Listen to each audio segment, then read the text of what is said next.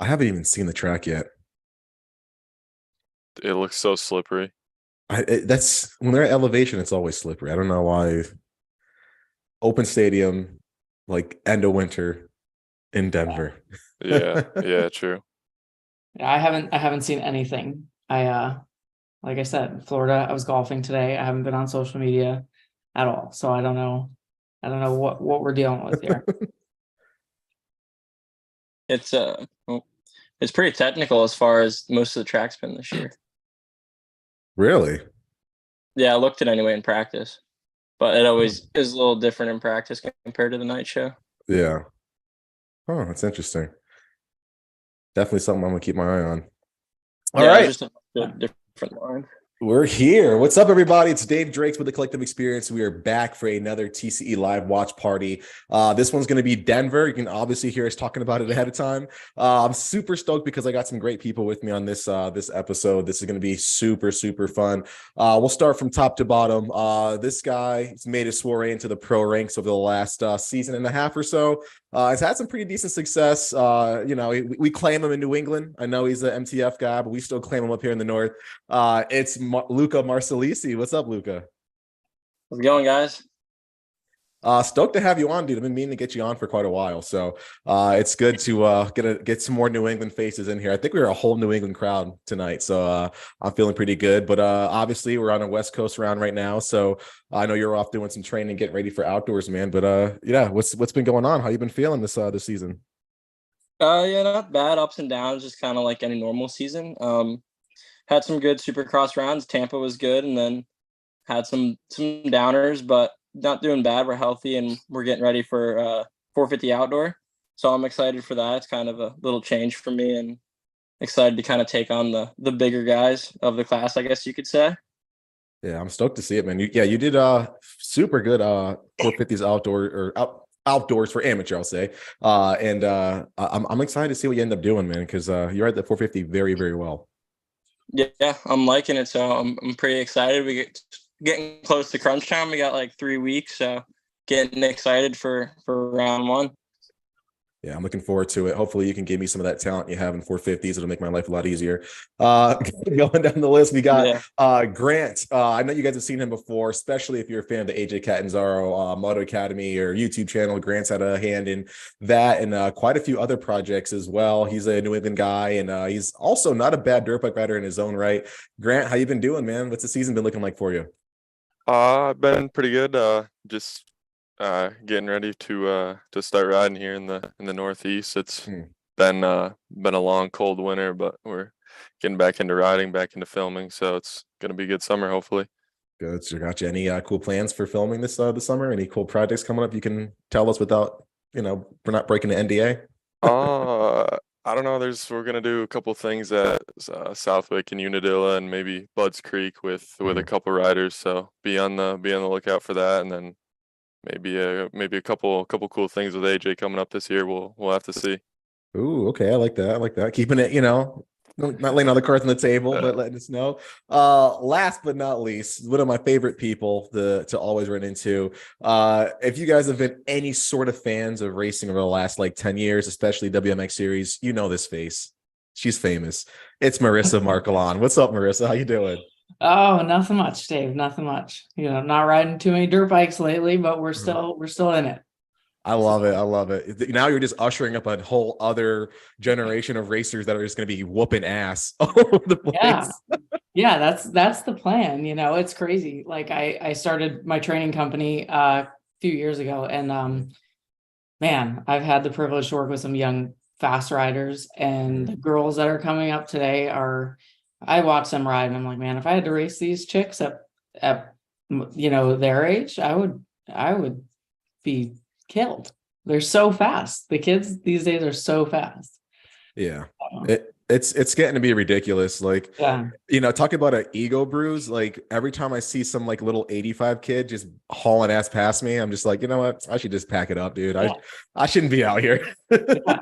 Yeah. It really it humbles you a little bit. It definitely does. I'm super stoked to have all you guys on here. You know, everyone in their own right has been absolutely crushing it lately, and I'm super stoked that you guys are here talking to us, live chatting with us on YouTube. And shout out to all the people watching on YouTube. Be sure to send in those questions, chat with us. You've got some experts here in the industry, as well as a pretty big industry tie when it comes to filming. So please send us your questions. We want to get you guys involved and you know, pick the brains of these pros while we got them. We're getting ready for 250 heat number 1. It's been an excellent season so far. I've been busy with just tons of content to cover, so I know the fans have been loving it over and over. As we get this first gate drop, we got Hampshire out front, Volan in second, and then Kitchen in third. What have you guys thought of the 250 West series so far? Grant, we'll start with you, man. I mean, it's, you know, we've got an East versus West kind of I don't want to say duel, but everyone's saying who's the better one, you know, whether you're East or West. What have your thoughts so far on the West Coast? I mean, the West has just been Jet, and then other than that, I've been really impressed with Levi Kitchen as someone else who's really tall, really tall on a bike. It's just, I love watching him ride, and just his style and his technique, and it just seemed like he's taken a really big stride this year, and so that's when I've been watching the West. That's kind of who I've been a fan of and who I've been watching. You brought up a really good point when it comes to height and technique. Marissa, you know technique very, very well as you're working with all of your amateur riders. Do you have to approach training for taller riders or maybe shorter statured riders? Like, is there a difference between how you approach both those different builds? Yeah, I mean, I think overall the technique is going to be relatively the same, you know, all across the board, but you have to take into consideration the size of a rider. I mean, you've got riders like my dad, who, you know, is 6'7". I mean, he tall. Tall. He operates differently on a motorcycle. And you have to, you know, compensate for that, whether it's suspension or just how you approach certain sections and jumps. And then one of my good friends that I train is pretty short. So, and I have to take that into consideration when, you know, she's coming into, you know, some pretty rough sections. So it's like, you really have to pay attention, and, you know, it's not just like, hey, every rider can approach something the same. You really have to pay attention to, you know, to their size. You know, it plays a huge role, especially Supercross. Like, oof, I'd love to be a tall rider. I don't want to be short. Yeah, no, for sure. And Luca, my God. You've raced these guys. Yeah, don't give it away. Everybody, I saw it. Yeah, me too. Luca, you and I are behind, dude. Like, this happens every time. We're all on different spots in the broad. Oh, okay. Yeah. I'm still not there. That scared the crap out of me. Holy crap. Yeah, I thought Volan was done. Oh my gosh, okay, dude. There we go. See, that's how you know Luca races Supercross, because he's like, oh yeah, that's whatever. Like, we're all like, oh my gosh. Luca, has that happened to you yet this year? Any crazy endos? Yeah, I had a pretty big, I mean, I've had some get-offs. Like Detroit, I had a big one in the whoops, and then India had a big one before the finish line. So yeah, I've had my fair share for sure on Supercross. Oh my goodness. Yeah, that would freak me out. Luca, what's your thought on the track tonight, man? I remember you mentioned it was a little slippery, but like, as far as the layout goes, what are your thoughts on it so far? Yeah, I mean, as far as like most of the West Coast tracks, I feel like this is one of the better ones. I mean, obviously the dirt looks really good right now. Obviously a little slick just because it's Denver, and it usually tends to be like that. But I just said it looked a little more technical than the past round, just with more lines, kind of, because usually during Supercross, there's kind of only usually one line that's the best line that all the top guys are doing. So it looks like Denver, you can kind of play around more and do some different lines that end up being the same. But it looks good to me, and the dirt looks really good, especially for the heat races. So yeah, I'm thinking so too. Marissa, Fire at Will's got a question in the chat for you. He's asking if there's a specific body part or part of the rider makeup that you're looking for when you're training a rider. If there's like a certain thing that they do that you have to like overcorrect or switch up, like what does that look like for you? I guess it's overall that neutral position on the bike. I know AJ talks about it a lot, you know, just being central on the motorcycle. So it's really fine tuning that. Once you get that in line and dialed for a rider, just that, you know, I guess base position, it's learning, you know, again, taking into the rider's size into consideration, like learning what that base position looks like for them Mhm. and working off of that. And it's going to be, like I said, at the root of it, it's all the same, but for every rider, it's going to be a little bit different. So it's just learning each of your riders, you know, and learning those micro adjustments that they need for the way that they ride and what's going to work best for their style, you know. Gotcha. I like that. I think for my style, it'd be me just losing a bunch of weight would make it a little bit easier for me to ride. But I mean, you know, that's just me. No, if you're a great rider, no matter what size you are, you're just impeccable on a motorcycle. Yeah. You know, in my Right. dreams, and then I wake up and it's just then I back to reality. You know. That's too good. Luca, you're used to racing these guys on a pretty regular basis. You know, looking at the East Coast versus the West Coast, now we're towards the end of the season. Did any part of you want to go over to the West this year? Did you think for a little bit like, oh man, the West tracks either look cooler or I like the competition on the West a little bit better? Did it ever cross your mind? I mean, honestly, like I'm probably a little biased just because I was racing East Coast. But I think it's pretty stacked no matter what you think. No matter what way you look at it, you know, there's always going to be good guys. I tracks wise, I like East Coast more just because I ride on the East Coast all year round, you know, and I'm used to the ruts and the soft dirt and not really a big kind of hard pack guy, I guess. But I mean, I didn't really have a preference. There was talk of me doing West Coast at the beginning of the season, just from the team and whatnot. And then fortunately I broke my collarbone right before West Coast started, so I couldn't do it. But yeah, I didn't really have a preference. I mean, I think it would be cool to do West Coast just because I've done East Coast the past 2 years, so maybe that could be a thing next year. Okay. That's kind of interesting. Do you approach training during the off season any differently? Is your preparation a little bit different if you were to go West versus East?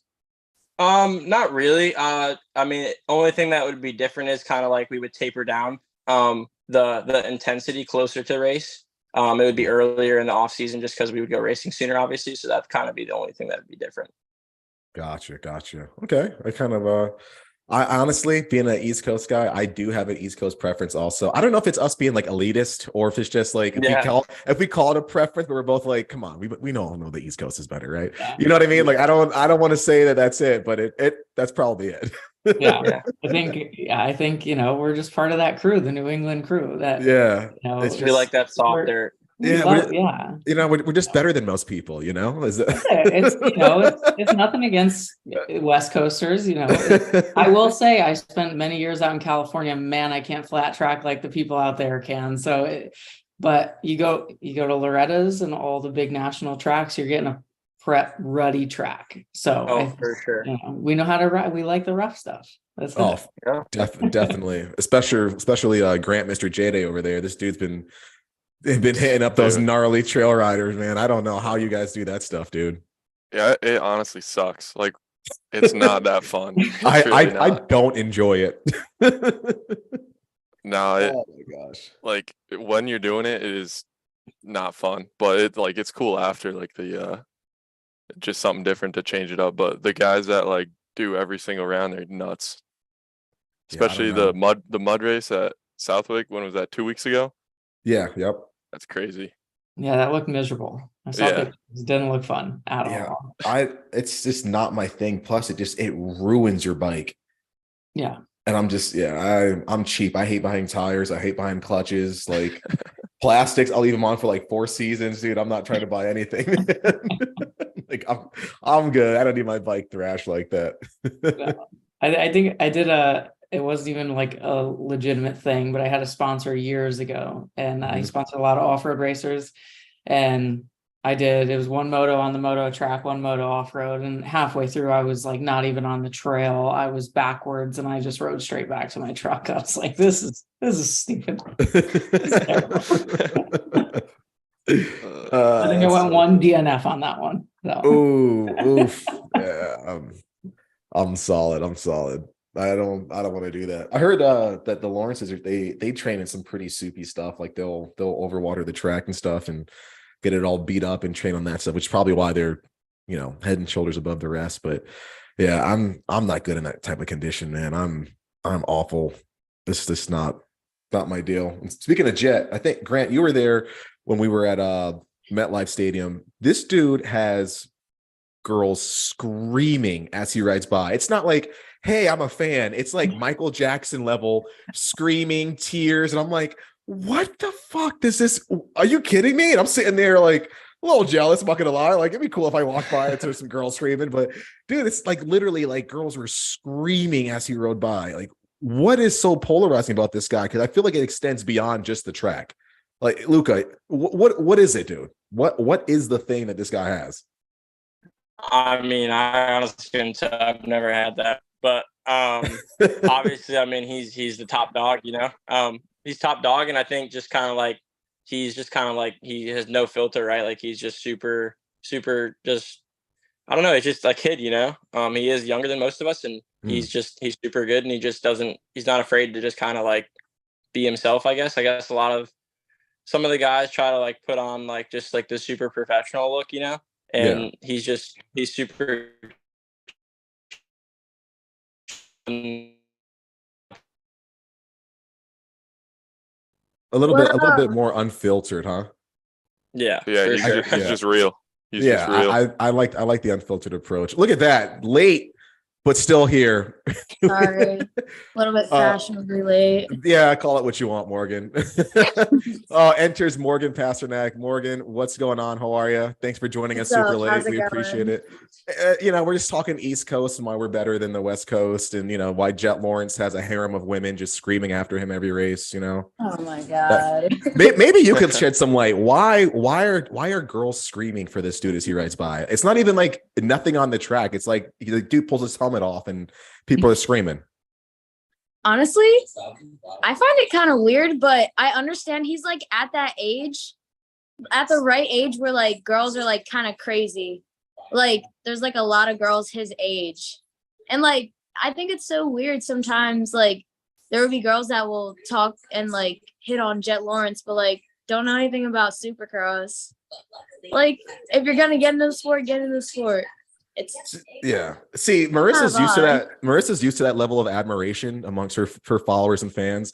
Like, what can myself, Luca, and Grant do just to garner a portion of that reception? Like, that is what can us mortals do? Because I mean, Jet, Marissa, they're in their own stratosphere. What can we do? What is it? The hairstyle? Like, do I got to start? It might be the hairstyle. I mean, when I was in my prime, I had that bright blonde spiky hair. Dave, you remember? I remember. Yeah, you remember. So it might be the hair. Maybe you got to start selling some donuts. It's you try anything really. It could be. I got to mix it up, man. Maybe I'll do some like gold front teeth or something and some blonde hair. Do like 2 blonde dreads, and we'll just see what happens. That would be it. 2 blonde dreads would be the ticket in. Yeah, I'll try that and see what happens. Oh man, yeah, it's this heat race is actually pretty good. I didn't really realize.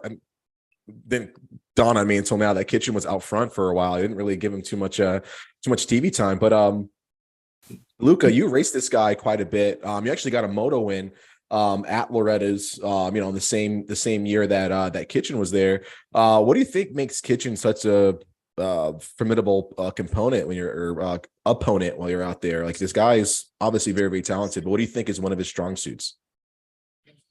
Yeah, so I actually know Levi pretty good personally because he trains at the farm, and he's not that far away. Like, so we hang out a good bit, but just Levi as a rider, he carries crazy momentum in the turns, right? Like, he just stands up a lot, and he's just not afraid to like lean that thing over and go, like he doesn't really use his brakes much. He just finds a flow, he just not afraid to let that thing go and whatnot. And I just think he's just super good at just not really using the brakes and just kind of flowing around the track. And obviously he has good sprint speed and whatnot too. But I was actually we rode at the farm on Tuesday.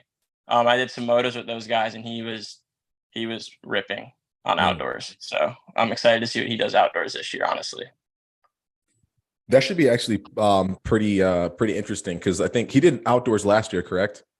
Yeah, he did a few of them. He got hurt, so he missed a couple. But I know he won the first moto at Thunder Valley He had a few good ones, but he's another level on outdoors, I think. So I'm excited to see how that goes. It'll probably be him, I imagine Hunter and a few other guys that'll be up there, kind of battling out. But if you had to pick who you think would be your guy to take the 250 title, who do you got? I know it's early, but if you could give me your predictions. I know you have a little inside track on this stuff. So what do you think? Yeah, I don't know. I mean, obviously like Hunter's a favorite, right? And then you got Justin Cooper, who's a favorite. Mm-hmm. I mean, I honestly have to say for the title, it's going to be between Jay Coop and Hunter. Ooh, okay. But I can't really pick one. I haven't got to see Hunter ride outdoors. I just been kind of watching Jay Coop. But I think it's going to be those two for the title, I think. Okay, I like it. I dig it. Going back to the chat, guys, I just want to say thank you for tuning in. Of course, this is the TCE Supercross live watch party, and I can't talk today. We've got some awesome guests. I'm really stoked to have such a quasi-diverse group of New England riders with me. Feels good to almost like I'm back home. You know what I mean? Shout out to all of our amazing sponsors that make this possible. We've got FXR, who keeps us kitted. Holy crap, that's a huge pile up. We got Jet in there, points league. Good. What was that? Looks like a Three Stooges run. Holy crap. Bikes just flying all over the place. Shout out to FXR Moto. They keep us kitted. Those guys are huge supporters of everything TCE, and we thank them for their support. Shout out to Flow Vision Goggles, EVS, Evans Power Coolant, and Overshear Advice and Planning. All those guys are phenomenal. We really appreciate them. Check out our description below. You'll see a bunch of promo codes. Feel free to use those. Send them to your racing buddies, your riding family, and be sure to spread the love. Those promo codes are for you to save money on all things moto. We appreciate you guys for supporting us. Don't forget, send in those questions. We've got a star-studded group of guests here, and we're going to go to all those questions as we get further on in the program. So Heat 2 for the 250s, insane mayhem. Luca, I'll kick it over to you, man. What's it like heading into a 250 Supercross hole shot, man? Looks like complete mayhem no matter what you do, and looks almost uncontrollable sometimes. Like, what is your thought process when you're going into something like that? Yeah, I mean, it's wild no matter what. Obviously, it's a little more hectic if you're in the back of the pack. But yeah, it's super hectic just because the track's so tight compared to outdoors, and you got rhythm sections right off the bat and whatnot. And if someone doesn't jump something and you go for it, it can get a little hairy. So you just got to be super on point in Supercross no matter what you're doing. It's just a little more hairy off the start just because you got all those guys right in front of you or behind you. Gotcha. Morgan, if you could race a Supercross track with these guys, what is the one obstacle that you'd be pretty stoked to jump or do or ride over, whatever? Oh man, honestly, I feel like the finish line jump is so legendary. If I knew how to whip, I'd throw the fattest one I could. What? I'd like to be like, I feel like it'd be super fun to hit the whoop section, but like second practice or first practice. Yeah. I don't know. I'm a fan of whoops, but I haven't really rode Supercross. I don't know, lady. Those Supercross whoops, they look fun on TV, but even walking them, I'm like, yeah, you guys can keep this, man. No way. Yeah, I was looking at them at MetLife and like, did the track seem really small to you? Or is it just... It did. I know it felt small to Grant because he's like 7 feet tall, but for me, no, dude. I did track walk with Pulley, and we were walking through those whoops. He's like, oh, they're pretty chill this week. Then things were up to my waist and like 10 feet apart. I was like, bro, you're wild. You're different if you think these are chill. Yeah. You know what? This is a true story. Marissa has told me time and time again, oh, I can't whip. I'm not good at whipping. I don't like jumping. Jumping's not my thing. I don't. And we go riding at our local track in Rocky Hill, and there's a tabletop. We're all just riding, no racing, just, trying to stay whatever. Marissa does like literally seat bounce whips the tabletop by me, pretty much over me, completely disrespectful. It's like getting dunked on the court, dude. Like just and then just rides off like it's nothing. And like this freaking liar, dude. I don't like jumping. I can't whip. Just gets nasty, dude. Just completely sends it and makes me feel like a little wimp. So of course I tried it and crashed. So That's Gotta a keep true you story. humble. That's all. Yeah, you guys keep me very humble. I have felt humbled every day of my life. I will. I'll say, and you can ask my dad and anybody that rides with me still to this day, man. I second guess every jump I hit.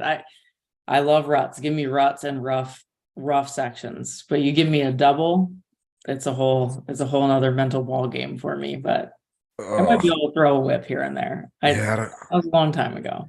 Maybe not so much on the 450, but give me a 250. I could throw a little something. Yeah, I got nothing. I got nothing. 250, 450. Yeah, you know what I'm nasty at? The concession stands, man. I can throw it down at the freaking I can load up the moto muffins, man. That's what I got. Luca, everybody's good at something. Everybody's got their own thing. Yeah, I know. Luca's like, these amateurs, man. Just Hey man, hey, we all come from the same place. I was just thinking about Rocky Hill. Not too long ago, actually. Me and my buddy were talking about it. It's wild. It's a long time ago. Oh man, I miss that place so much. It was a great place. It was. Everybody was there. AJ was always there. We had, like So all many the people. top guys, Robbie Marshall, Jimmy Dakotas. I mean, we had all those dudes show up at any given day. That was our spot. Was good. It was. Yeah, it was. AJ was actually that was there. the first place I ever got trained. Actually, and it was by AJ. Yeah, that's cool.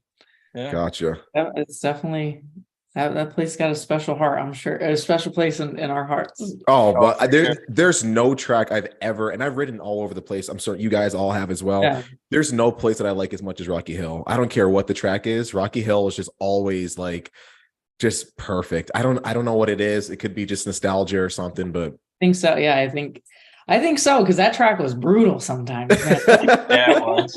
Yeah. Sometimes it was a dust bowl. Sometimes it was an ice skating rink. Man, when Tony had that track good, it was sweet. It was dialed. It was sweet. Yeah, I definitely missed that place. Oh man, one day maybe we'll all open up a track in Connecticut. We'll all do a back co-op. to Connecticut and open a track up. Luca, is there a track on the pro circuit where it features an obstacle that you're like, man, I really don't want to hit this, but one more lap, okay, we can do it. Is there anything like that in the pro circuit where you're kind of makes you think a little bit? Honestly, dude, I'm kind of the same way. Like I've never been a big jumper. It's been kind of a bad thing for me. But I mean, at the end of the day, like I go to like all the supercrosses, and like we're doing track walk, and I got Benny Bloss as a teammate. And he likes to like mess with me and stuff. And like when we're on track walk, he's like, dude, like that's a big rhythm. You're gonna have to go like 3 in, 3, and then like he just tries to mess with me and whatnot. And yeah, I mean, I'd say that whenever I go to the supercrosses, especially on track walk, I'm like, ooh, that's a pretty big 3 or whatever it is. Mainly supercross for me, but then I kind of just make myself do it first practice because like I have to, I don't want to, but I have to make myself do it. So yeah, I'd say pretty much every supercross round there's something I don't want to do. But yeah, that'd be me every round. Every single race. Hey, shout out to the FXR athlete Enzo Lopes getting that heat race win. Super cool to see the 58 rider out there, man. I'm a big Enzo Lopes fan, especially end of last year, early this year, man. I don't know what it is, but he's really stepped it up and he's like starting to get like I don't say like a personality, but he's starting to like kind of let loose a little bit more, I think, and start to be a little bit more social online and stuff like that, which has kind of won me over. But shout out to him, the whole Muck Off team, man. They've been doing some cool stuff. So super cool to see that. Grant, you mentioned that you're going to be doing some cool stuff this summer with a lot of pro athletes, with the filming and the content creation, capturing. What's your setup process like, man, for that? I know we talked a little bit about kind of how you got started and stuff like that. And there's a lot of people out there that would love to, follow in your footsteps of what you're doing with the names you're working with. But what's your process when going into a new project? I'm always super curious about that. Is there like a certain like storyboard you go for, or what's it like? Well, I mean, like shooting a national or pro race or whatever, like a vlog, say I tend to like put all my vlogs together kind of like in the same format, no matter who it is really. but like when you're there, you're always kind of looking for like a main storyline, like for the vlog, for example, like MetLife, like the rain coming all day, like you know, are we going to dodge the rain? Is it going to be a mutter? Just like that's obviously a big storyline, but just something like that to put in the vlog to kind of keep people like give them something to watch rather than just like random riding clips and like the rider coming in and be like, oh yeah, bike feels good, track's good, like it's gonna be a good day, like that kind of more boring, not really boring, but just you know, there's no like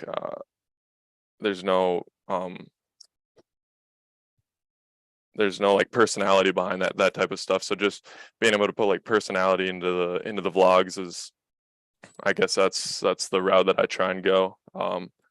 But then like some of the stuff I've done with AJ, like the shoot where he gave away 3 bikes and we did like an edit with those 3 that it was supposed to be like a copy of Hot Rod. So we watched the movie, and me and Cam, we had like basically a list of shots we needed to do. So that was a lot more in depth. But I guess it all depends on like the vibe of the video you're trying to go for. But Oh, that's pretty rad, man. I'm always trying to get better with my filming, and obviously I'm not up to the level of you guys, but I use it just for promotion of the program, stuff like that. But I always wonder how you guys get started when it comes to these different projects and how you kind of hobble them in different ways. Marissa, I know you've done a fair share of riding in front of the cameras. Does that ever kind of freak you out sometimes while you're riding, doing like either promotional stuff or like when you're leading a race and you see the TV cameras kind of following? Does it ever like get in the back of your head and kind of freak you out a little bit? Oh yeah, I think you know, probably in the first, and I'm sure you know everybody that races can agree. It's like the first couple races, it definitely gets in your head, especially I'm sure Supercross. Like all our eyes are on you. You know, outdoors is a little different, but yeah, it definitely gets in the back of your head. You have that you know, that thought of just everybody's looking at you, everybody's watching. But the more you race, the more you get used to it, and it just becomes so normal, and it really doesn't affect you.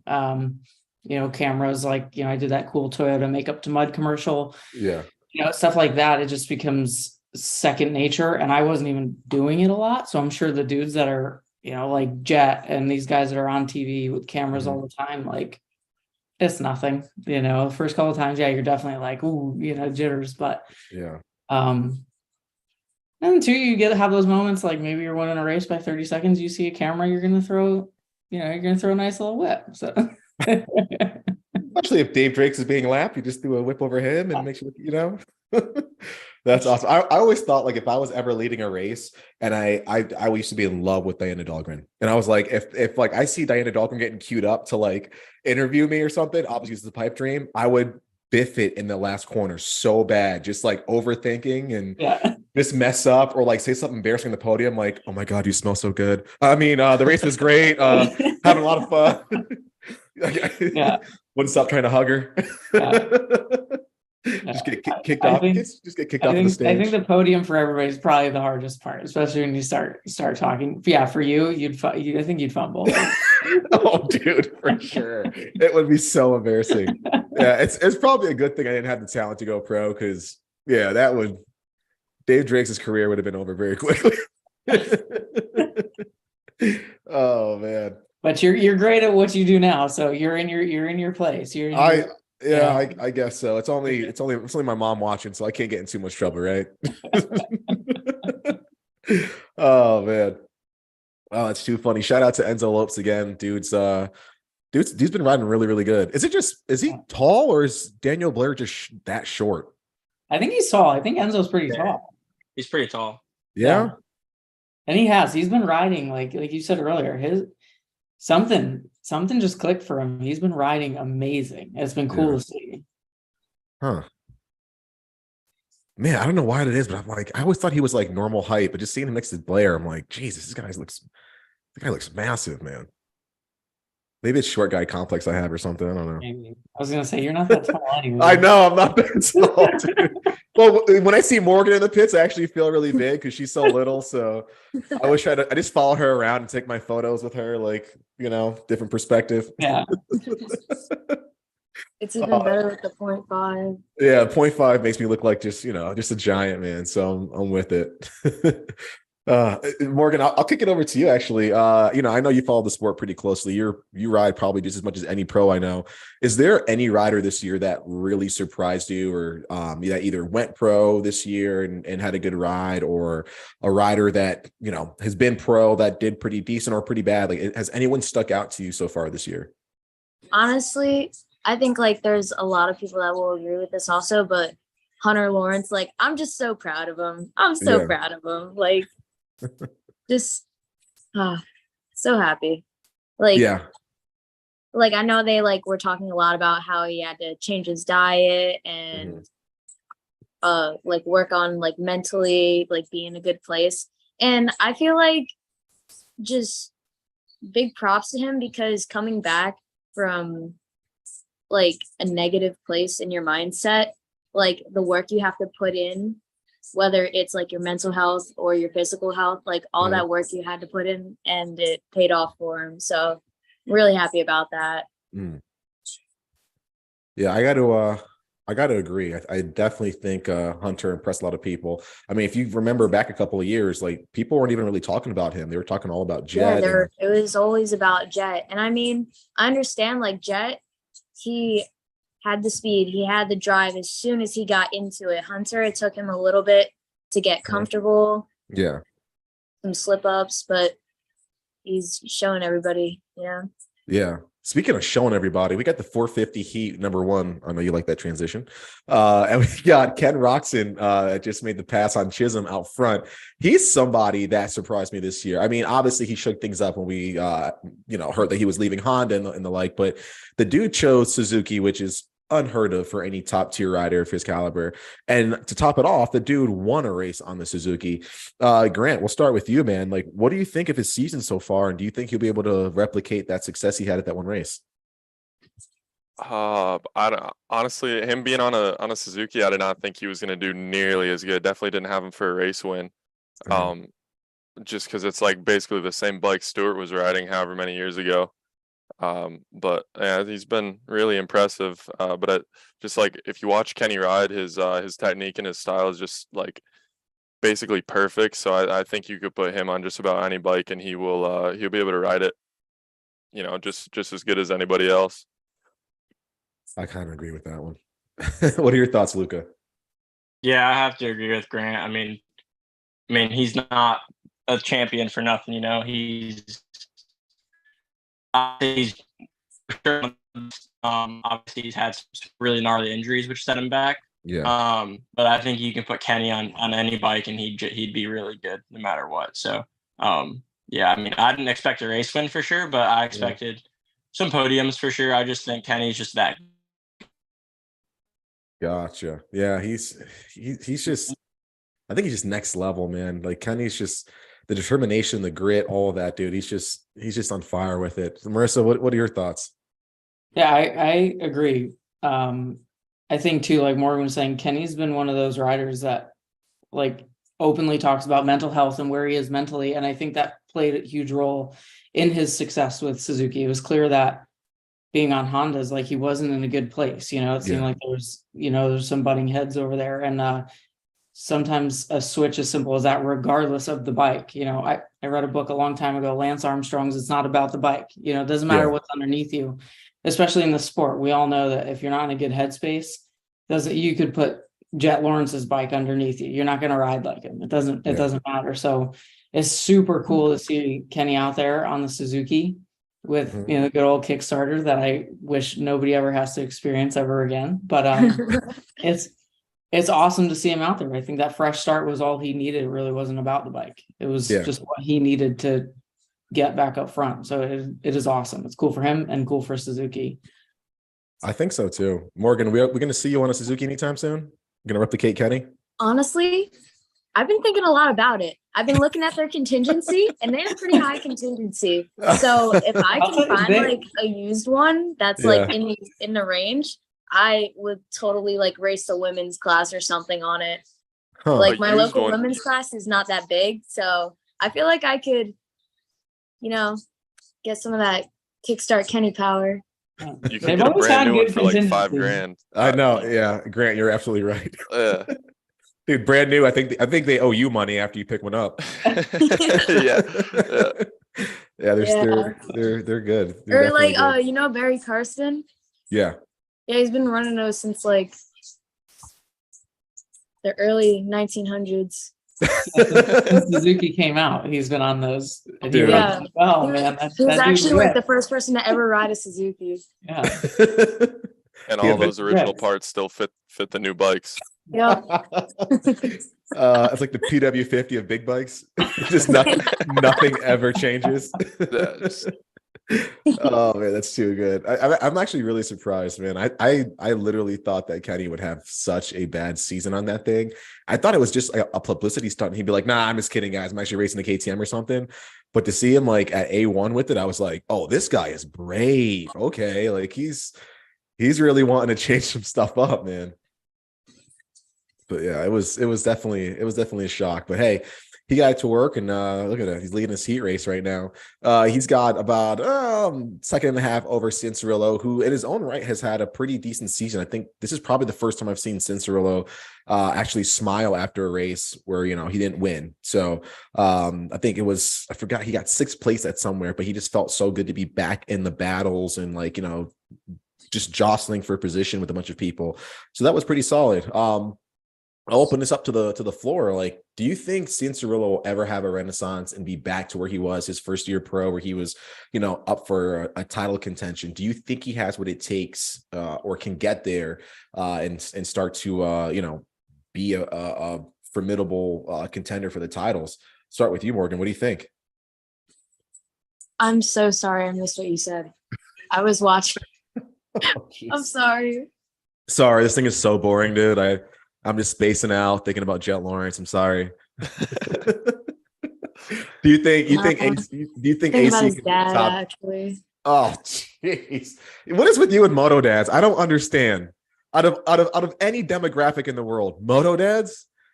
I think I've seen one moto dad shower one time, dude. Like, they don't shower, they don't take care of themselves. Lucky. What? No way.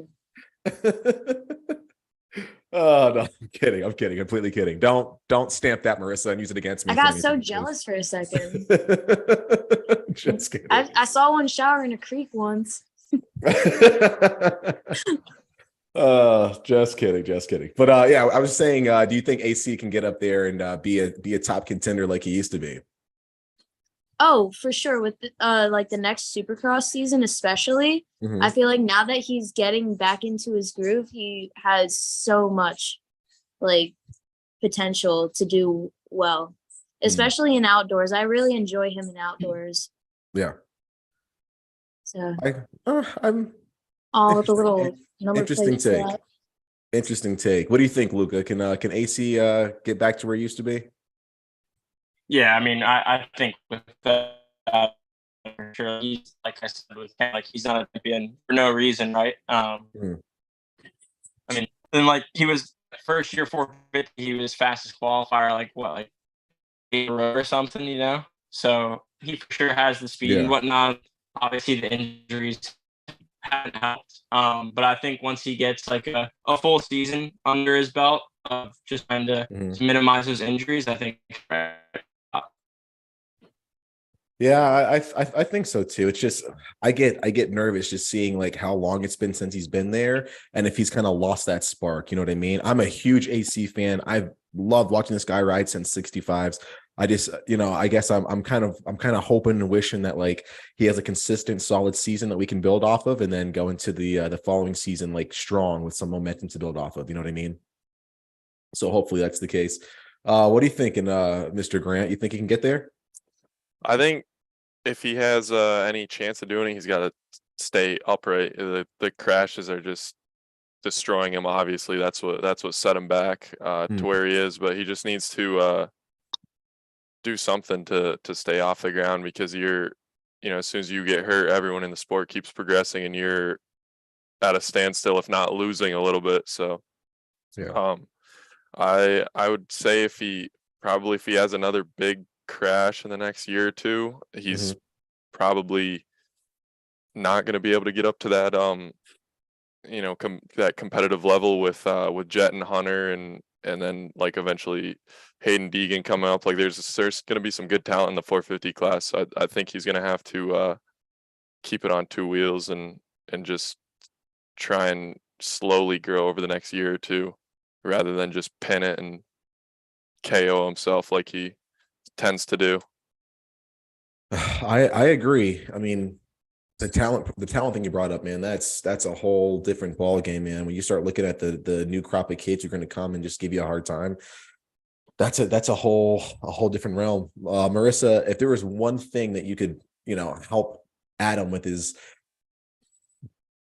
anything in his program, his diet, his technique, his mental game, if there's one thing that you'd want to help him with from a trainer standpoint, what would it be? I mean, not knowing him personally, obviously he knows how to ride a bike. I think for him, it's mental. I think it would be, literally being a therapist for him. I mean, you look at where he started, I think, starting with Monster Energy Pro Circuit Cowie at the age that he did, you're held to such a high standard for so long with pressure from 10 years old, and to be where he is now, where he's just not seeing the success that was anticipated for him is, it's not hard physically, it's hard mentally. So I think regardless of what he's showing externally, that's what he's struggling with, like Grant said, when you see guys progressing that you've been racing with for years, that takes a toll on you. So I think if he can just calm down, and I know, like, just, from hearing him speak, he's a mature guy. He's smart. Like, he's not like just a crazy, like, gung-ho kind of guy. Like, I think if he can just slow his brain down a little bit and take the wins that he can get now, if those are 6th, 7ths and staying up, those are wins. I think if he can be okay with that and just ride that out, I think he'll be okay. Because he's unbelievable on a bike. I think he just needs to be okay with the small wins, and they'll start stacking up in the next year or so. Yeah, I agree with that. I think that's actually a pretty good insight. I mean, mental coaches would do this sport so freaking good. Like, I know there's a couple, we partner with one, Jay Kavanaugh, Rack Racing and stuff, but man, if every rider had a solid mental coach, you'd see some dynamite athletes. You probably see a lot more parity in the class too, with just more people winning, more people feeling confident, which translates into, having more fun on the bike, which means you're going to go faster. So that's something that would be pretty cool. Luca, from your standpoint, I mean, I know you race these guys week in and week out. You're at that level. Do you train with a mental coach? Do you have somebody in your corner who's giving you mental advice? And I guess same thing for you, Marissa. Like, do you have somebody who you work with from a mental aspect, or did you when you were making your championship runs? I had trainers that were there, that recognized the mental aspect of the sport. And I think that's something that needs to be more regularly accepted in the sport, because it is so hard mentally. But I've always been somebody who's openly talked about, going to therapy, talking to people. Like, as athletes, we live completely different lives than the majority of the population. We're dealing with stuff that the average person doesn't. Just like, if you put us at a desk job, like where I am now, it's different, and when you have sponsors and your job at this level is paying bills, and companies like Honda and Fox and FXR are relying on you to make them money, there's a whole nother stress to it. So I think that's what's really separating the riders, the guys that have a good mental headspace and are in a good place, like with their family at home, behind, the scenes in the truck, that aren't afraid, like the Lawrences that aren't afraid to talk about where they are mentally, those are the dudes that are seeing success because they're being transparent and recognizing that, hey, I'm 100% physically, but mentally I'm only 60, so yeah, I think it's important. I've never had like a mental coach racing, but I've always had therapists, like sports therapists and stuff that recognize that aspect of it. Gotcha. So What about you, Luca? Have you ever had someone like that in your corner or as part of your program? Yeah, I actually started using a mental coach my last year amateur. And I've been using him since my last year amateur and then my first 2 years pro now, or a year and a half or whatever. And I mean, it's helped me tremendously, especially my first year pro, just because I was obviously a bit nervous going to all the new races and whatnot. But yeah, I mean, personally, it helped me a lot, and I wouldn't go back to not having one per se. Yeah. I think I would need like 4 if I went pro. So you guys are doing way better than me. Dude telling me that I'm pretty every time I get on the line. Don't worry, Dave. You look great. Don't worry. Somebody who doesn't need a mental coach, it seems like, is Eli Tomac. Dude's out front with that red plate. And shout out to Dave Drakes for these transitions. They're just A1.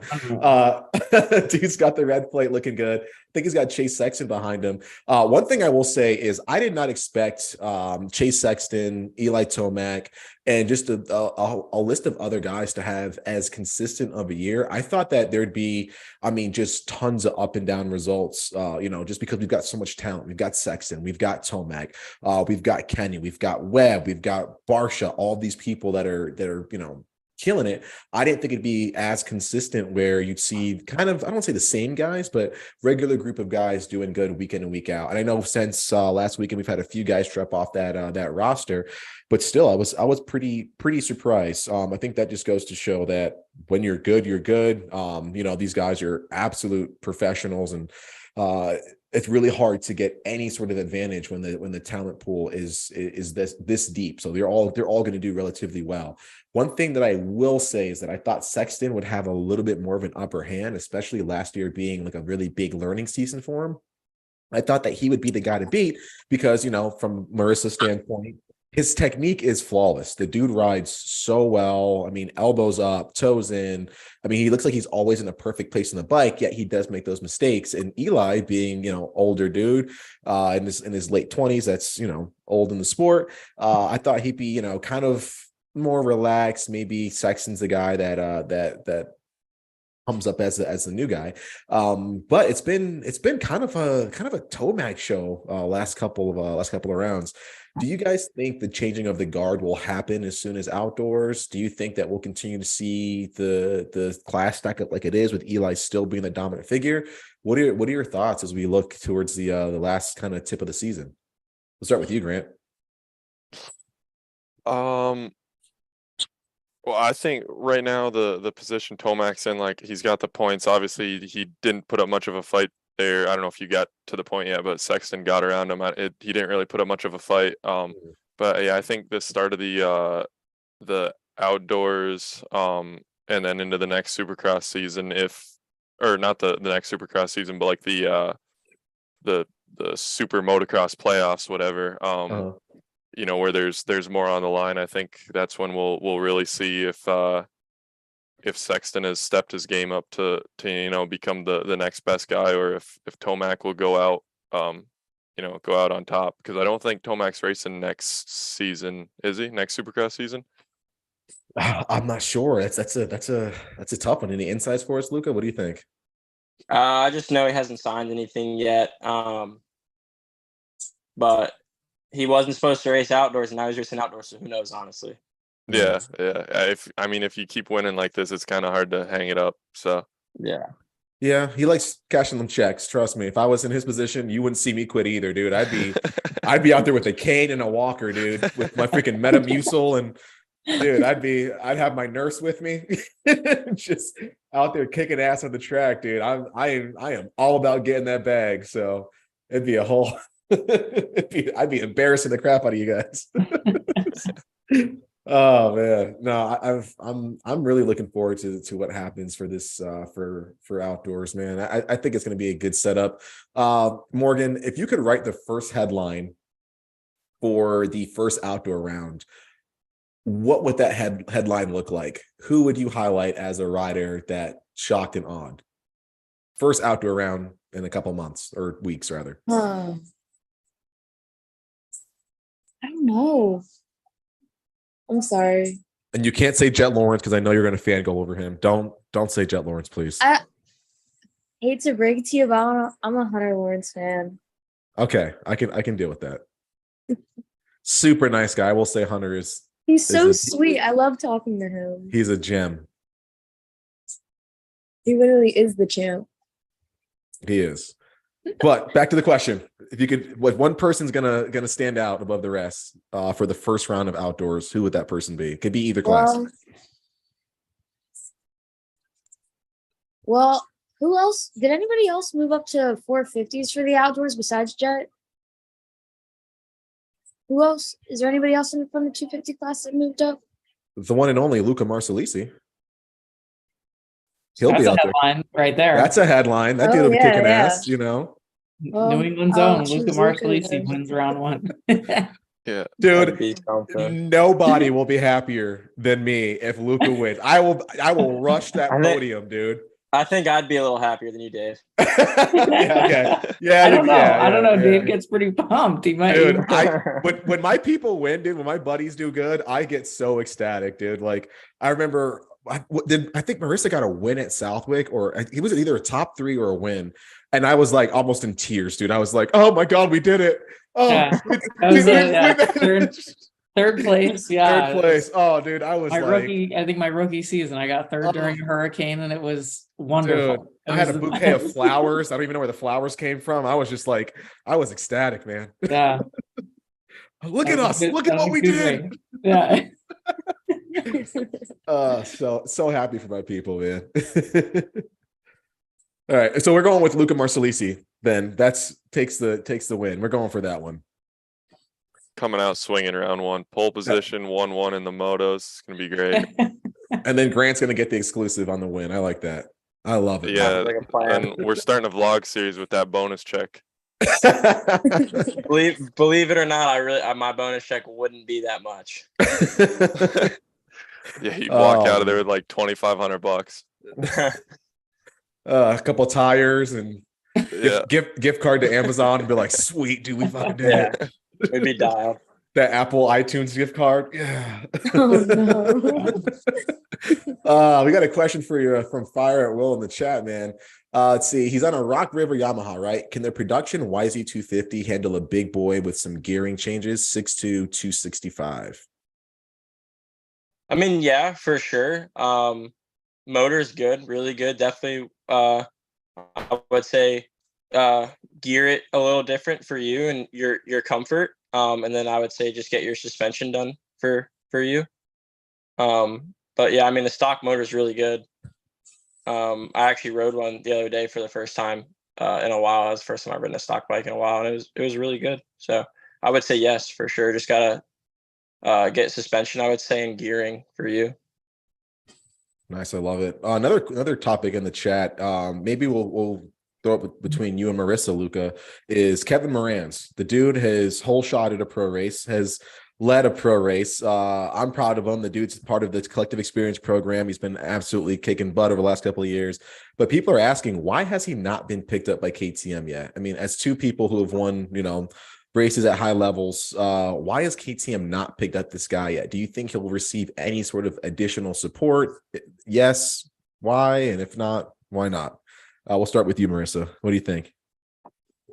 I wish I had a logical answer. Like, this sport, I feel like, has just become a little political in the sense, like, I mean, look at dudes like Ken Roczen. I mean, he was struggling to get a ride. It's like people aren't getting the help I think that they deserve, in the recent years, and it's tough. Like, somebody like Kevin Brand should get help. He's proved himself. He's been consistent. So it's just tough. I don't have an answer. Like, you sit there and you ask yourself why, why aren't guys like that getting help? But it's not black and white, you know what I mean? And it's so tough. I think the sport, the money that's in it, the support that's there, the sponsors that are there are, they're just, I don't know. I don't know what it is. It's just the help's not there like it was, 10 years ago when there was, the Carmichaels and Stewarts. I really don't know. I'd love to see him get help though. Like, there's so many dudes out there that could do so much. Like I said, it's not about the bike, but man, when you're a privateer and you're that close and you get that factory ride or like that near factory help where the pressure is just taken off of you. It's not so much about the mechanics, but the pressure is taken off of you. That changes tremendously. So no, I'm rooting for him. I hope he gets the help that he deserves a ride, because it's somebody like him that once he gets it, he'll be good. 100%. I definitely agree. Luca, what are your thoughts? Yeah, I'd have to agree, honestly. I mean, it's just our sport's just super political, and it's a little unfortunate. But yeah, I mean, it's a little different now just because we don't have like as many like satellite teams, I guess, because he had that Rocky Mountain fill-in ride, I want to say maybe 2 years ago. But yeah, I mean, everyone obviously wants that factory ride and whatnot, and it'd be a little different if we had some more satellite teams. I feel like he would have a pretty good gig, like maybe a Rocky Mountain or something like that. But I just think as far as like the factory teams go, they want someone that's flashy, I guess. I don't really know. I haven't been in that position myself. But like Marissa said, like I'm rooting for Kevin. He's a super cool dude and he puts on every weekend. So hopefully he gets something. So yeah, I definitely agree, man. I mean, it's tough when you see people that are so deserving, that work hard, that have the talent, that just need that little bit of extra support and help. You know what I mean? Like it's a little disheartening to see them not get the level of support that they need. I mean, Kevin was, doing great in outdoors last year too. And I mean, he could barely get, a clutch cover from KTM to help support going to the next weekend. So yeah, it does get a little bit concerning when you see riders not get the opportunities and resources that they need to get to the next level, because they'd be good at it. You know what I mean? And same thing could be said for you, Luke. I mean, dude, you won a freaking Loretta's race in one of the most stacked years ever, dude. You know what I mean? The fact that people weren't screaming your name at the top of their lungs, you know what I mean? That's, to me, I'm like, oh, dude, you're doing the guy a disservice. This guy just like, it's literally almost the impossible. You know what I mean? And for anyone, I don't care if you're full factory getting paid a bunch of money in AMs or whatever, or just the everyday rider. Like if you've done that, if you've done something that's seemingly impossible, you should get the recognition for it. So I really hope that that's one way that our industry shifts to where we can start doing some really cool things and start seeing the people who need the support, the resources, the attention, start getting that. We can start being more supportive. And speaking of support, if you're looking to support yourself at the highest level of the sport, go from the average Joe to an industry insider, head to thecollectivexp.com, where we can help your dreams come true in a gig of your choice. Whether you want to be a professional mechanic or professional content creator like Grant, we can get you guys set up with a career path that is right for you in a variety of other fashions, such as team management, social media management, race gear prep, brand ambassador, whatever you need. We're there to help make those dreams come true at the Collective EX on Instagram, thecollectivexp.com. Let us carve out and kickstart a career for you today. Use the link below. Don't forget to DM us and ask us questions. We want to help everybody out personally so that you can get to the top of the sport in the way that you want to. Thecollectivexp.com. And man, was that a sweet transition. Look at the kid just killing it, making the sponsors proud. I absolutely love it. You missed it, Dave. Your race was on the junior minis. Oh no, I didn't qualify. Okay. I didn't qualify. Some dude took me out first corner and just like, I'm coming for him though. I'm definitely coming for him next year. He stole my girlfriend and everything, dude. I'll come for him. Don't worry. I'll get him next week. Marissa's seen me fumble so many relationship attempts. It's not even funny. Like, hey, I'm Dave Drakes. just walking I always supported it though. I was there for it. I know you always had my back. You were in my corner, and no matter how embarrassing it got for teenage Dave trying to talk to chicks. Like, you know what? At least he's trying. The commitment was there. It was. Yeah, I'm not sure about the nail polish, but the kid's really working hard to. Yeah. Oh man, we tried. It's all for good effort. Oh man, we got the LCQs coming up. After the LCQs, we're going to let our let our guests enjoy the races on their own, let you guys enjoy the races on your own.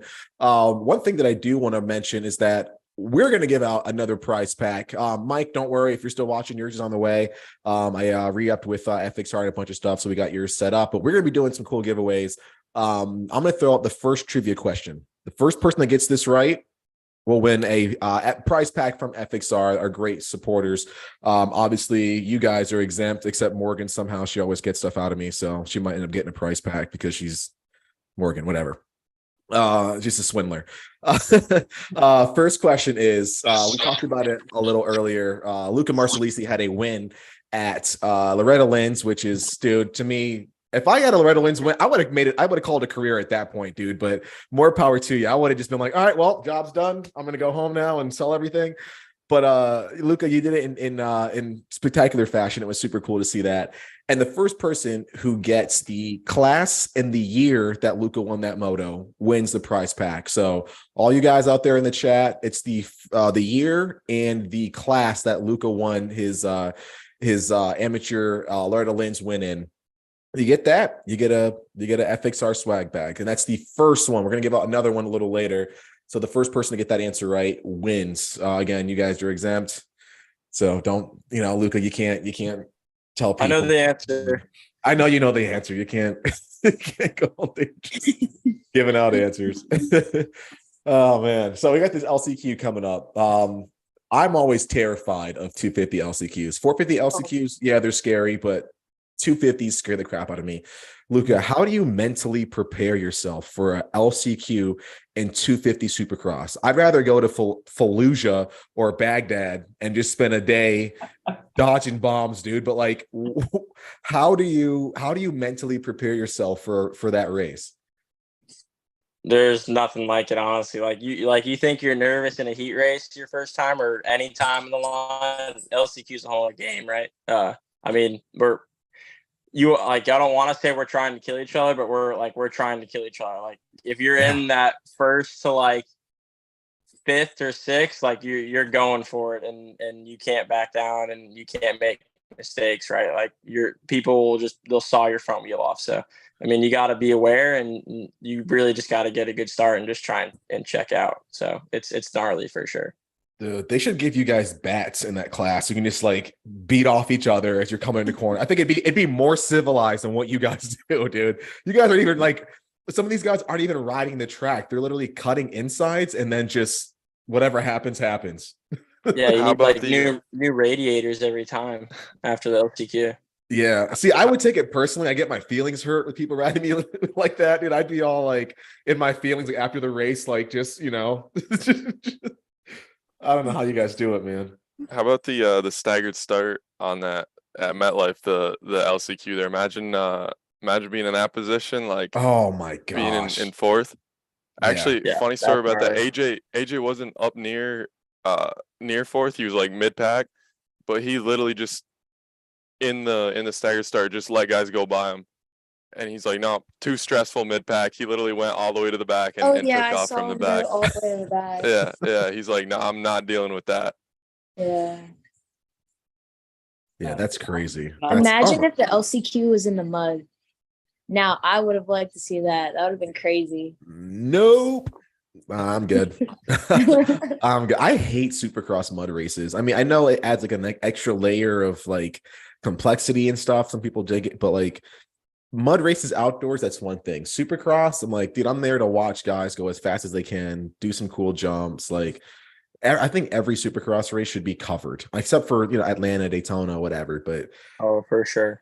Am I the only one? I agree. I think the mud takes the excitement out of it. Like Supercross It is for show. You know what I mean? You got the jumps and all the crazy rhythms, and it takes that aspect out of it. So yeah, I agree. And I thought that after the last mud race, I was like, man, these things should be covered. Like, but except for Daytona and those races, but yeah, you're watching Supercross for the show, and the mud slows it down. It's just a bunch of guys rolling rollers, Basically. I know Morgan wants to see moto dads get all sloppy and muddy, so she's all for the uncovered races. But Grant, what are your thoughts, man? I mean, I don't know. I think like Supercross in the dry is like hard and sketchy enough. And I think you put mud involved, and the guys are more just trying to survive and race the track. And like they said, it kind of takes the excitement out of it. But I was impressed with the dudes just coming around the first corner and just they're jumping stuff. Just here we go. Where they're in the shit and they just jumped it like it was dry. That honestly blew my mind. But I would say I would agree with the fact of they definitely should be covered or tarp it, and because it's gnarly enough in the dry. No, I definitely agree with you. I can't stand it. I also can't. It was cool to watch though. I did enjoy watching it, filming it. Yeah, cameras thrash, but yeah. See, that's what I mean. Like the equipment gets like just shot and stuff, and oh man, I don't know. I don't dig it. I also really don't like these science and Supercross things. I feel like there's such a waste of time for people, man.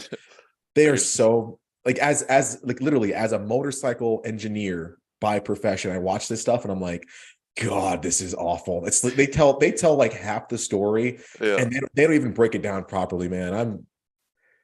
It's like when you watch like a motocross movie and the four strokes are making two stroke noises. Yeah. That's what this does to me. Actually, somebody I was talking to that was like, "Oh, you do dirt bike riding?" I'm like, "Yeah." I'm like, "Oh, like motocross?" And I was getting ready to correct him, and I was like, "You know what? Besides like the blatant misogyny in that movie, it's actually pretty accurate." You know what I mean? Like, I've never. I mean, I grew up racing with people like Marissa. Like, I mean, I've never gone to a race and been like, a girl, what? You know what I mean? It's always been like, oh, hey, like, let's rock. You know what I mean? I've never been to a track and seen like just hatred depicted like that. You know what I mean? I've seen more people get hated on for being a sea rider than anything else. Dude, the amount that they should do a story on that, the amount of crap that sea riders get. Yeah. It is, especially by like B's and A's, they just trash sea riders, man. Yeah, there needs to be a docu-series or like a help hotline for that dude. Dude, the best is being in staging right behind C class, and you just see homies with their visor like touching their chin bar and like goggles around their neck. Goggles on the They just neck. get See what I flamed. I mean? love it. What a bunch of jerks on this call. You guys are all just jerks. They're just trying their best. Hey, I'm a sea rider. It's all right. Morgan, I've seen you ride. You're not a sea rider. Shut up. You're sandbagging. No, Move up. I'm Oh man, that's so funny. But yeah, dude, that's motocross is like the only one I'm like, that's pretty kind of accurate. I also noticed that like that is the most diverse group of people I've ever seen in a dirt bike race. There were like 80-year-old women, like 20-year-old black dudes, just like they're just hanging out, which like never happens, dude. Like I look like a freaking grain of pepper in a sea of salt when I'm there, dude. So I watched it and I was like, huh, they really give us more credit.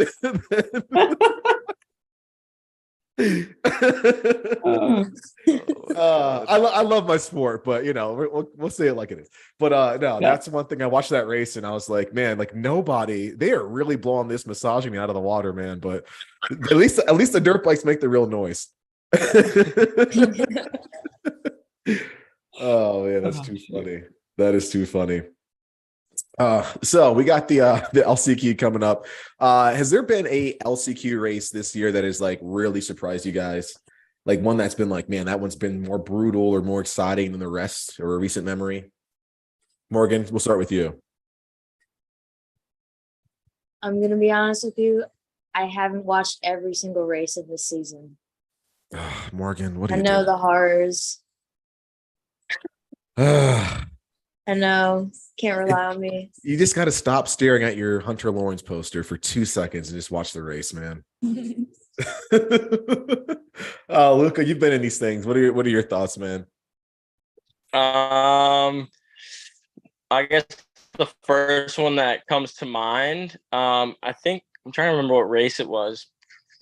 I want to say it was Houston, 450 LCQ. It was like, I think it was Kyle, Chisholm, maybe. I think A-Ray was in there.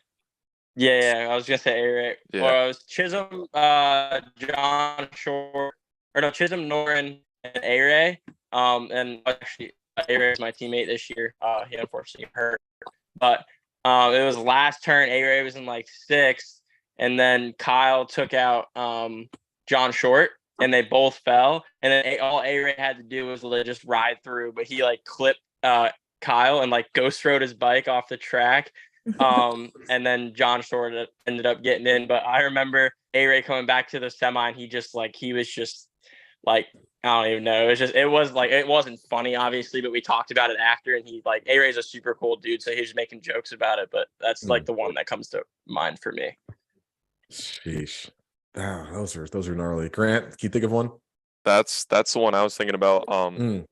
But in Atlanta, the two-stroke, is it Lesher? Oh yeah. That was the LCQ, right? He just straight up like rode through everybody and transferred. That was cool to see. That was pretty solid. Yeah, because obviously on a two-stroke he got a garbage start, and then just straight up rode through the pack to I don't know what place, but that was another one that stands out. It's cool to see. Marissa, how about you? A single one stand out to you? I'm trying to remember, but there's nothing that pops, that I can think of off the top of my head. I just, they never fail to, entertain you. They're all good. Yeah. There's going to be carnage, whether it's first and second or second to last and last. There's carnage, like we were saying before, you're like Luca's saying, they're just trying to kill each other. So it's going to be entertaining. I'm not going to lie if I say that it's not like the favorite part to watch for me. Like I'm watching the heat races. I'm not going to miss LCQs. I promise you that. I love that. Because, it might be the most interesting race of the night, especially now with guys out and stuff like that. Championships, you kind of know how it's going to fall for the most part. Yeah. LCQs are going to, keep you on your toes. Oh, most definitely. Honestly, I think this year for me, it's probably when I think it was Yoder and Henry Miller got into it. I forget which race it was, but yeah, they were. Oh yeah. Yeah, and then Henry got smoked in that corner, man, and didn't know what happened to the kid, but that was pretty memorable. But the most memorable, I think it was like 2017 or 16 when it was like AJ and Cade Clayson and A-Ray all just like hit each other in the last corner. AJ ghost rode his bike into the freaking a tower. I think Cade's jersey got ripped off or something. It was just absolute mayhem, man. Just insanity. And it was like this whole scandal that happened afterwards too. And I was like, dude, this is just nuts. Yeah, that one was pretty entertaining. I will say that. What round was it this year when Deegan parked his teammate and then in the LCQ was that Detroit? That was a good race too. That was a good LCQ. Came right down to the last corner. Did a front flip and a whoop that race. Oh, that's gnarly. Yeah, speaking, that's one thing I wanted to touch on. Deegan. I mean, I was really shocked that the kid did as good as he did. The first race, and then, dude, every other weekend he's like continuing to be consistent, like a guy that can really, nab a main event win. Luca, I mean, you're down there with these guys. I imagine quite a bit. Like, what do you think this kid has that's making him kind of head and shoulders, above the other rookies that we're seeing that came out either this year or just the last couple? Yeah, I mean, it just kind of goes back to what Marissa was saying. Like, I think he kind of surprised himself in Houston when he got that fourth his first race, So I just kind of built his confidence right off the bat. And then he just kept building, and his confidence kept building and whatnot. And then obviously that podium at Daytona just kind of skyrocketed it. And I mean, you hear him talk about it. He wants to win. He's won for a while. And when you've done that, you don't like losing, right? So, and then I've ridden with him here, Supercross. We've ridden at Star, and he's just as fast as those guys during the week, So it's just it's a mental thing, He knows he can go that speed, and it's no different on the weekends. So I think it's honestly he's just super confident right now.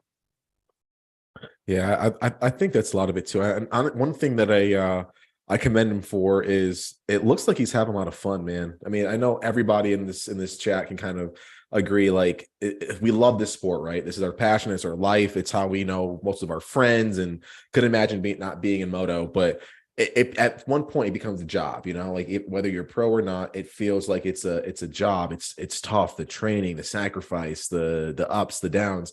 And he's managed to keep a smile on his face, man. And same thing could be said for you, Luca. Like, first race last year, I know you were nervous, dude, but you still had a smile on your face, in Minneapolis and stuff like that. So, it's nice to see people like enjoying the sport even at that level, because it can be a job. I'm sure Luca, Marissa, you guys probably more times than one have been like, damn, this freaking sport. You know what I mean? But it's nice to see like the side of it where you're like, you know what, even at the top level, when most people aren't enjoying it, I'm having a good time. I think that translates into some really good riding and some good confidence as well. So that's one thing I have to commend him on. Say what you want about the kid, at least he's got a smile on his face. He's having fun. Yeah. It's been cool to see him. I think he got a lot of hate because he's a Deegan, and the sport's got a lot of money in it. That family has a lot of money, and they were able to provide the right, the right path for him. But I think his dad's very level-headed, He was very realistic about goals and stuff. And I think that's what helps. He wasn't like, hey, get out there and win your first race. He was just like, dude, let's get top 10. Just stay on the bike. Yeah. I think that's helped him. But it's clear that he wants to do well and he's confident, and he's confident, but he doesn't cross that line of arrogant. Maybe, he's a little punk kid. So he's got that little attitude, but I think he keeps himself level, and that's paying off for him. I think that's like super insightful. I have to agree with you. One thing you touched on is the amount of money that's in the sport and the resources that he might have had. Do you think money makes a difference when it comes to riding at that level, going pro? I mean, we've heard stories of Stu and Ricky and Chad. I mean, all those guys growing up poor, and they're like, one of the most prolific racers to ever throw a leg over a bike.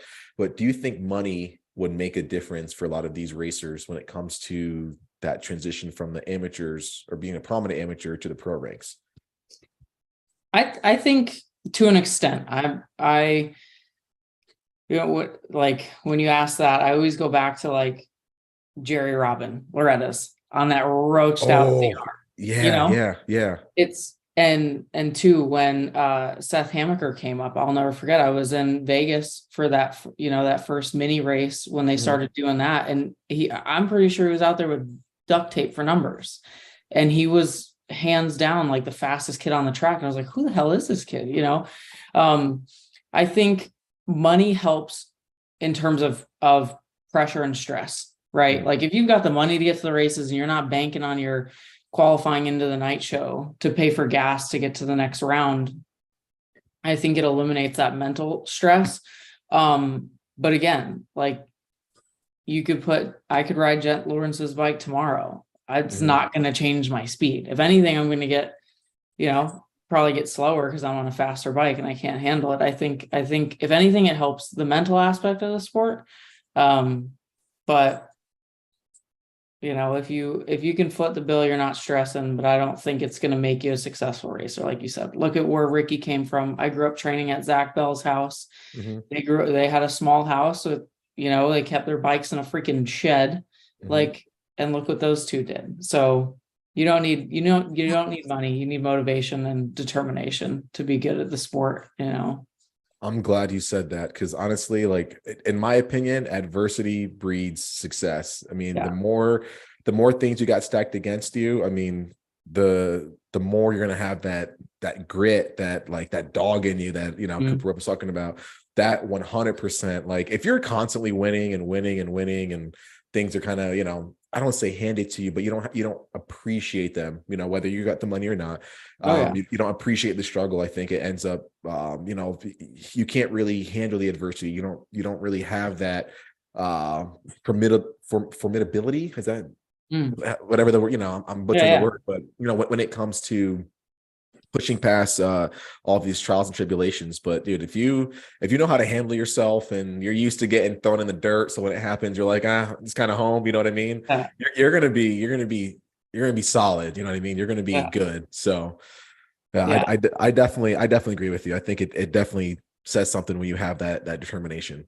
Yeah, I think so. I think it, as not to say that the people that have money don't have passion, but I think there's a little more passion in it too. Like, I knew my dad was working his butt off, freaking installing roofs like till midnight just to get me to the race. So, dude, if I won, that was sick because it meant like his work was paying off and my work was paying off. And I know that's probably true for everybody on here and everybody that's racing and stuff. Like, when you know that your team is working hard, because really the money is not there. Like it is just a sick feeling to do well. And it makes you want to do well for everybody around you, Oh, most definitely. And dude, sometimes like growing up, I raced with Luca's older brother. And dude, when Papa Marsalisi pulled out 3 bikes, I was like, God bless that guy, dude. Like even my dad would talk to Luca's dad and be like, dude, how do you do it, man? Like, my dad was pulling his hair out just with me.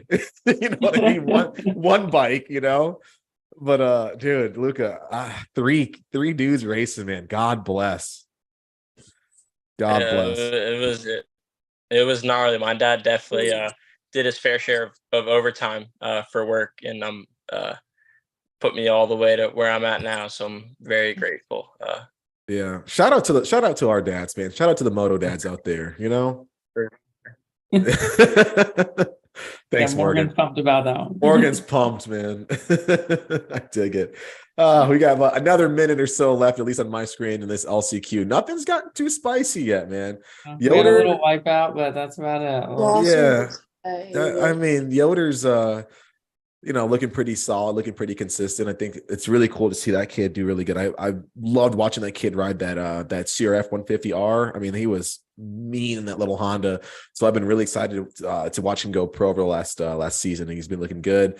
We got Ray and Amaron, of course, Stapleton out front in the 98. RJ Wageman on the I think he's riding the solitaire bike, isn't he, Luca? He's still on the solitaire team, RJ? No, that was his brother that was on it last year. But Robbie's on his own deal, and then who's RJ riding for? I don't even remember.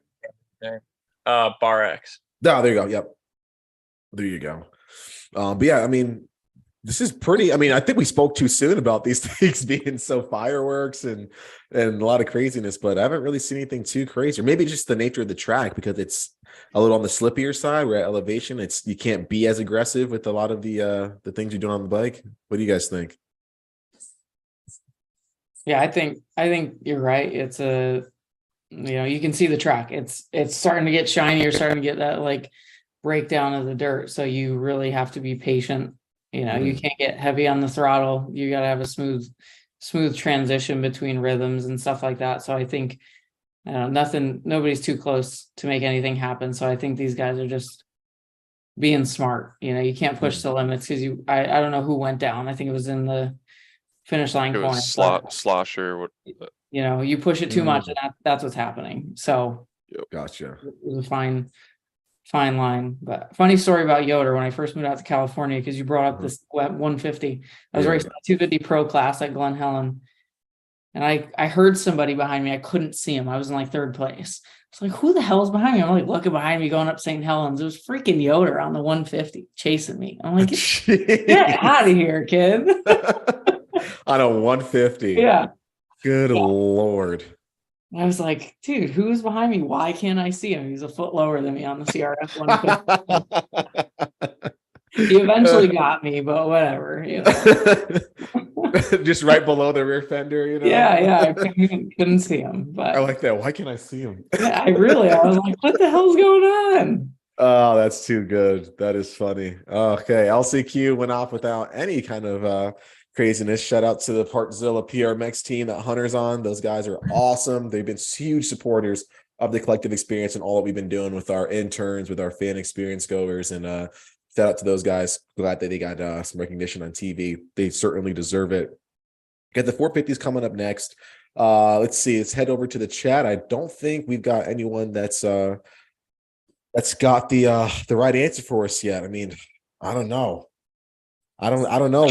We might not have some real fans out there, man. We gotta get them hit to who Luca Marsalisi is, man.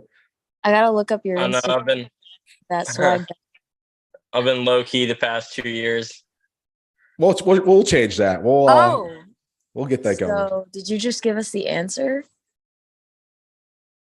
No, it wasn't 2 years ago. No. Just saying ever since I went pro. Yeah. I don't know. Morgan's not buying it. She's like, I don't know. I think I have the answer. Oh, that's too funny. Oh man. One thing that we always do with our Foul Plugs Moto show that we do weekly is we talk about who has the coolest kit, and we call it our Drip Check Award. Usually call out who's got the craziest drip, who's got the sickest setup. Call it whatever you want. We call it Drip Check. Grant, so from who you've seen so far out there, 250 and 450, who's got the drippiest setup, man? Who's your cast in for Drip Check? Kenny's kit was looking pretty clean. Ooh, okay. And then I'm always a fan of the Hondas when they run red gear with the red bikes. Yeah. So I mean Jet's kit was pretty clean, but I'd have to give it to Kenny. Okay, I dig it. Marissa, who you claiming for your Drip Check Award recipients? I don't want to say I don't want to hop on the bandwagon, but Jet is just he's always got such a sick setup. And I think it's the Alpine Star gear too. Like not everybody has it. They've got, different colorways and stuff. Like it's just unique. So with that, Sexton too, he's usually in something similar, but Anderson too. I like Anderson's setup. Yeah, those are probably my top three. Gotcha. I will say something about the Alpine Star gear. I definitely agree. The Alpine Star stuff looks awesome, but they do not make gear that fit people who aren't super skinny. I tried on their stuff. It ain't working for me. Yeah. I got these thick girl thighs. I got hips. I got a wagon in back, dude. I ain't fitting in Alpine Star. So I tried. I definitely tried, and it ain't working. It sucks. I get it. I love that gear. I'm sure, Dave, you can remember too. And I don't know if she's watching, but maybe I'll send this to her. Carrie Davis, man. I don't know where she got it, but she always had the Alpine Star gear. She'd show up to Southwick in the sickest stuff, and looking clean. Like, oh, I got it from Europe. I'm like, what? I'm like, man, I just want to be like Carrie Davis with the Alpine Star gear circa 2008. Yeah. Like, what? Oh, yeah. She always had the cleanest bikes too, man. Still, she's my best friend. And like, man, she's got it dialed. The bike is still pristine. She's, we're getting up there, pushing 30 years old. I'm 30. She's almost up there. Sorry, Carrie. But still, her bikes are perfect. Her gear is perfect. I'm like, Carrie Davis for a day. Man, if I could look that clean, I would. I mean, FXR keeps me looking pretty steezy. I think you too, Luca. They take good care of us. The boys are always looking us up, man.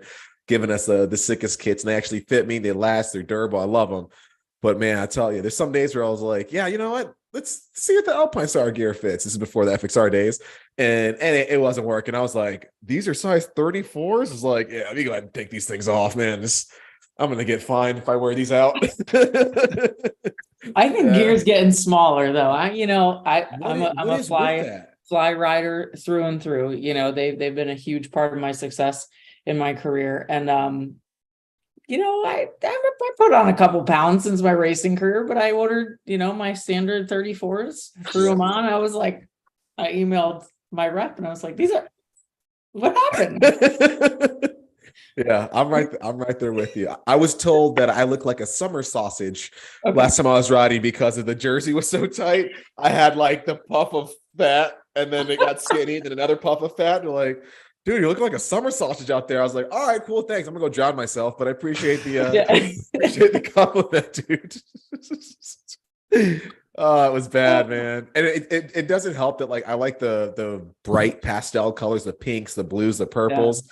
I stuck out like a sore thumb. I tried blending in and like stretching the shirt out a little bit, and it wasn't working. It wasn't a good look.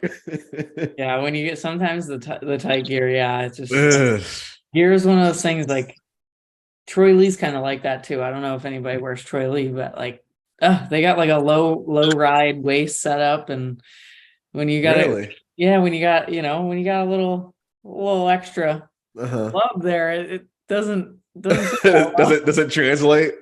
yeah. Oh man, I feel your pain. Oh, Marissa, I feel your pain, man. Yeah, I get it. We got the 450 LCQ off the line. Looks like we have I can't see the number. Can anyone see who's out front right there? 90. Lane's out front. Oh, okay, there we Tristan go. Lane and then Lane Shaw in second. Shout out to the boys. Dude, I've been a huge Lane Shaw fan lately, man. Just the dude's energy is just like contagious, dude. Super friendly, super outgoing, good crew around him. Shout out to the Dirt Bike Depot squad supporting that dude. Those guys are salt of the earth people, man. And it's good to see him out there. We also got Norin Markier. We got Juwan Cross. That dude has been an absolute baller last couple of seasons, man. Juwan's super good dude. Spain Supercross champ. He's been supporting the Mad Parts Kawasaki crew as of late with the fallen Bubba Pauly, man. And these guys are putting in a good effort. Same team that Norin rides for. So we're pulling for these boys week in and week out, man. They're showing some good speed. So hopefully we can see them in a main event for sure. Now, Luca, I know you're going to 450s for outdoors. Do you see yourself going 450 next year Supercross? Is that too early to tell, or what are your thoughts on that? Can't really tell right now. Obviously, it just depends how my outdoor season goes. But I would like to go back to 250. I'm just kind of doing 450 this year just because it's more of a financial thing than anything. Gotcha. But I'm still a little on the younger side, so I'd like to do 250 again and try and have a better season. But I mean, if the opportunity presents itself in the right way to do 450 Supercross, I mean, I'd for sure think about it. Okay, that'd be interesting. Grant, if you had the choice, 250 or 450 for Supercross, which one you picking, man? I know you're super tall, so you have the option, like most of us don't. But what are your what would you pick?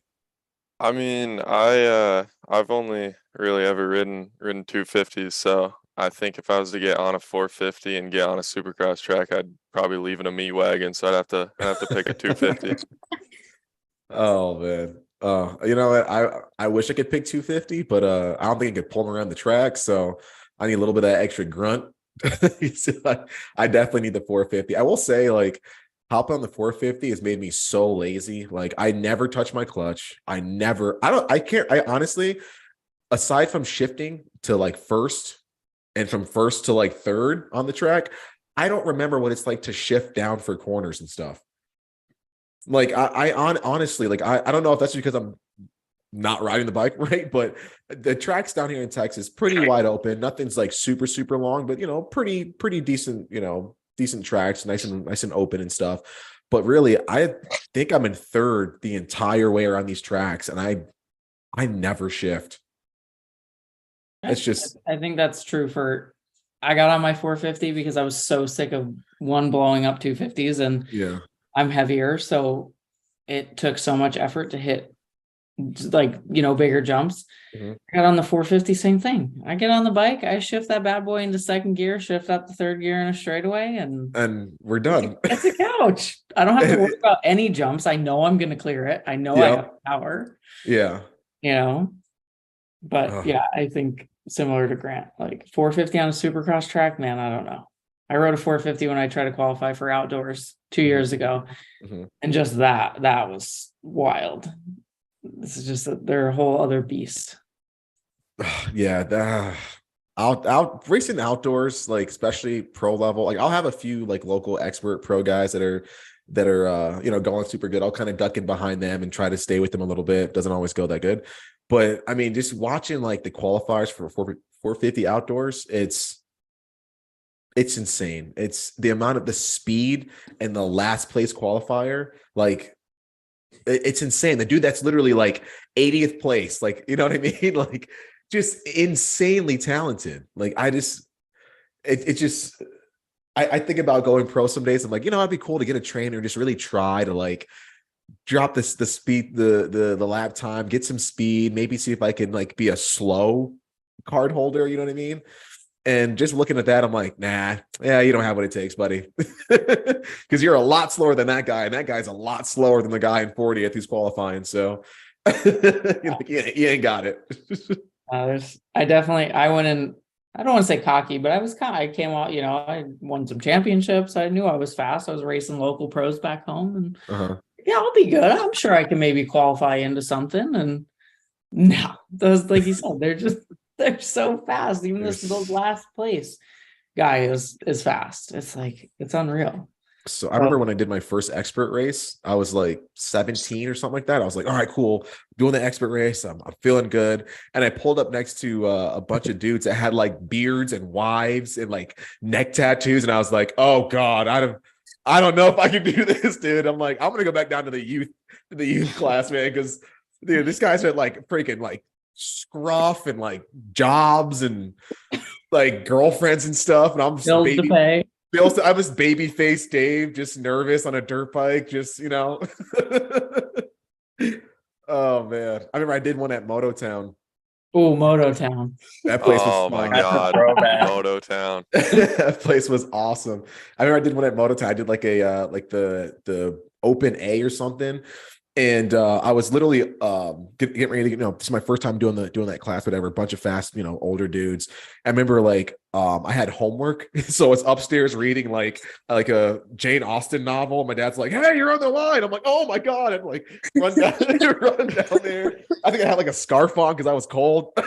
Dude, it was such a weird time. I'm glad nobody knew me. I mean, Marissa did, but I'm glad no one nowadays kind of remembers that, except the select people who I know love me, because they could use it against me in so many different ways. Oh yeah. Oh man, good times. So that was it for the 450 LCQ. Nothing too crazy in that one, surprisingly. So I think we jinxed it, man. Maybe the next one we'll see some sparks and some fireworks flying. But guys, please do not forget to check out all of our amazing sponsors. FXR, we have Flow Vision goggles, we've got Evans Power Coolant, EVS, and Overshear Advice and Planning who are supporting us. Scroll down below, you'll see the promo codes to all of our amazing sponsors. Please support those guys, buy their products. They support us so well. Save yourself some money, share them with your racing friends and family. And don't forget, if you want to take your passion to the highest level of the sport, kickstart your career in motocross or supercross, head to thecollectivexp.com, at thecollectivex on Instagram, where you can curate your own career path in supercross and motocross for things like content creation, videography, mechanic support, team management, and so much more. TheCollectiveXP.com. Let us help you make your career a possibility in supercross and motocross. This was super, super fun. I'm joined by some awesome guests, and guys, you still can enter to win that prize pack. Just let us know. Wait. What do we have to know? Just the year? The year and the class. Morgan, you're exempt. You get free stuff from me all the time. You're exempt.